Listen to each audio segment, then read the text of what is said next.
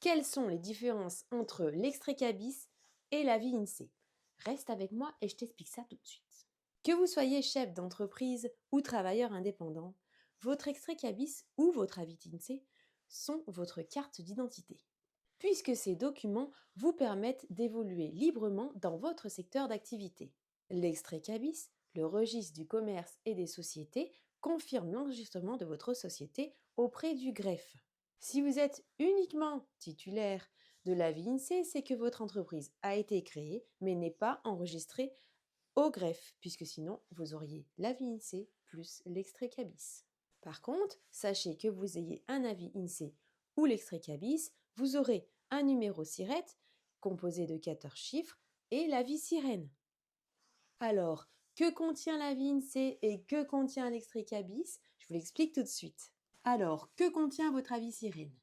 Eh bien, vous aurez évidemment la date de parution de votre document. Faites bien attention parce que régulièrement, les dirigeants me demandent leur avis sirène ou extrait CABIS de moins de 3 mois. Donc, ça sera indiqué dans la tête de votre avis.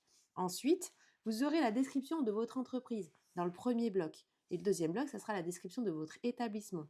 Donc, dans votre premier bloc, vous aurez l'identifiant sirène, l'identifiant sirène du siège, le nom, prénom du dirigeant, la catégorie juridique et puis l'activité principale, c'est-à-dire le code APE.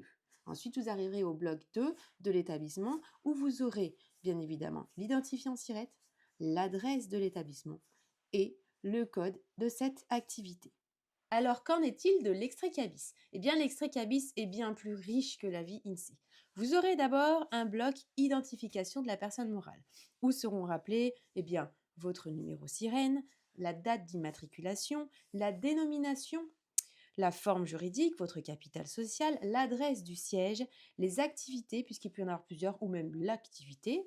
Vous avez votre code NAF, la durée de la personne morale, la date de clôture de l'exercice social, et ensuite, vous avez le bloc gestion, direction, administration, contrôle associé ou membre. Là, vous l'avez compris, vous aurez le gérant et son adresse ou pas, puisque les choses ont changé. Maintenant, sur l'extrait CABIS, nous pouvons retirer l'adresse du dirigeant.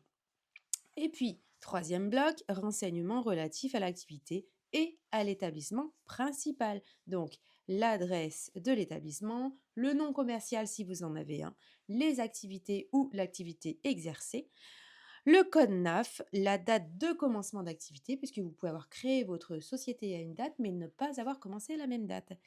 Ensuite, l'origine des fonds et enfin, le mode d'exploitation. Donc, vous voyez que l'extrait CABIS est très riche par rapport à l'avis INSEE. Et vous avez sûrement découvert que depuis peu apparaît sur votre extrait CABIS le numéro d'identification européen. Nous en reparlerons sur une prochaine vidéo. Alors, quels sont l'intérêt de cet avis INSEE, l'extrait CABIS, numéro sirène, numéro SIRET?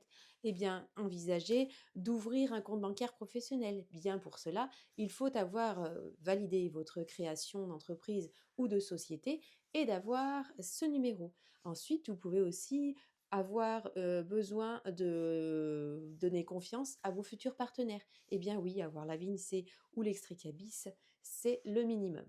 Obtenir l'avis INSEE ou l'extrait CABIS est une obligation légale. Il faut absolument procéder aux formalités pour éviter toute sanction.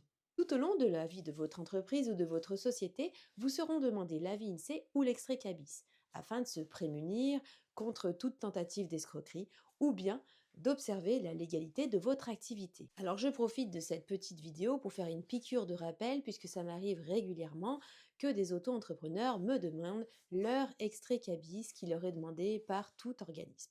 Eh bien, si vous n'êtes pas inscrit au RCS, vous n'avez pas d'extrait CABIS, seulement un avis INSEE.